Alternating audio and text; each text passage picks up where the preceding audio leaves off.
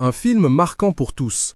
Giorgio Cantarini a marqué le cinéma en jouant dans La vie est belle, réalisé par Roberto Benigni en 1997.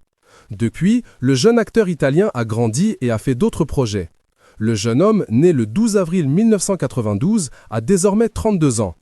Originaire de la province de Ternier, en Ombrie, l'acteur italien a fait ses débuts à 5 ans dans La vie est belle en incarnant le petit Giosuè Orefis, le fils du personnage principal, interprété par Roberto Benigni et de sa femme, Dora, alias Nicoletta Braschi.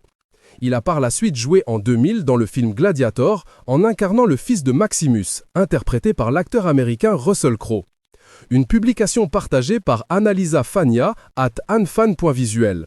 En 2011, le jeune acteur rejoint l'École nationale de cinéma de Rome et fait également une partie de ses études à la New York Film Academy aux États-Unis. Il a également joué dans plusieurs séries, pièces de théâtre et films italiens. En 2022, il obtient un rôle dans le film italo-américain Lamborghini, The Man Behind the Legend de Robert Moresco et le film italien dramatique Commandante de Edoardo De Angelis.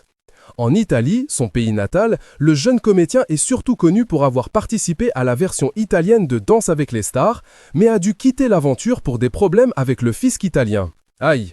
Niveau vie privée, il partage depuis plusieurs années sa vie avec l'actrice et danseuse italienne Marial Bajmariva.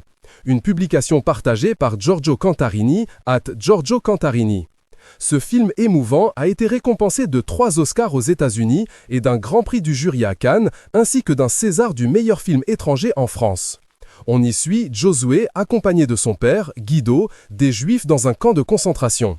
Ce dernier va tout faire pour protéger son fils de l'atrocité et la cruauté des nazis et de ces endroits en lui faisant croire que tout cela n'est qu'un jeu, avec d'autres participants qui sont les détenus.